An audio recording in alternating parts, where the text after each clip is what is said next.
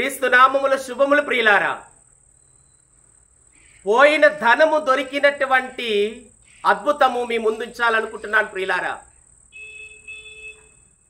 1664 సంవత్సరములో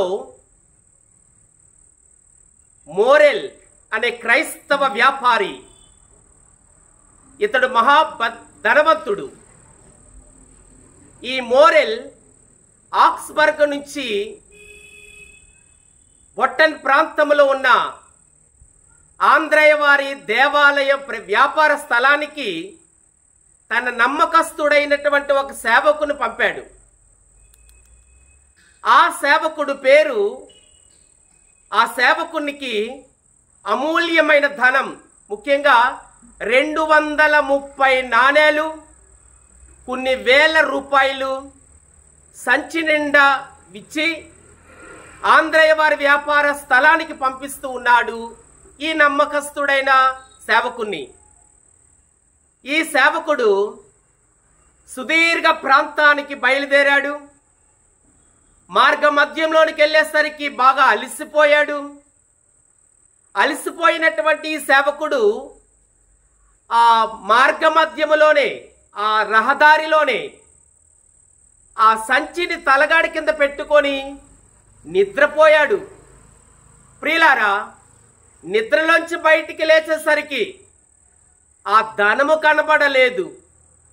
గుండాగిపోయినట్ల సంగతి అయింది. మొత్తం వెతికాడు. అదిగో మోరెల్ కూడా వెతికించాడు.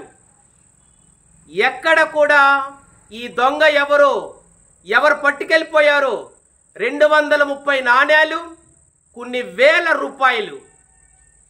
వెంటనే నవంబర్ 23వ తారీఖున అచంచలమైన విశ్వాసము కలిగి ఉన్నటువంటి పునీత్ అంతోని వారి మీద కతర్నెల్లో ఉన్నటువంటి ఫ్రాన్సిస్ దేవాలయానికి వెళ్ళి ఆ మఠ సుపీరియర్ గారైన అధిపతికి తన విన్నపాన్ని విన్నపించుకున్నాడు. 3 పూజలు సమర్పించమని, పునీత్ అంతోని వారి పేరు మీదుగా పోయిన నా డబ్బు దొరకాలి అని అర్థించాడు. అక్కడున్నటువంటి బ్రదర్లను వేడుకున్నాడు. బ్రదర్లు, రోజు నా కొరకు ప్రార్థన చేయండి. అంతోని వారి నామములో నాకు తిరిగి వస్తుంది, మీకు సహాయం చేస్తాను అని వాగ్దానం చేసుకున్నాడు. నవంబర్ 23వ తారీఖున సుపీరియర్ గారికి తన గోడిని విన్నవించుకోవడం, ఎలా పోయిందని చెప్పడం.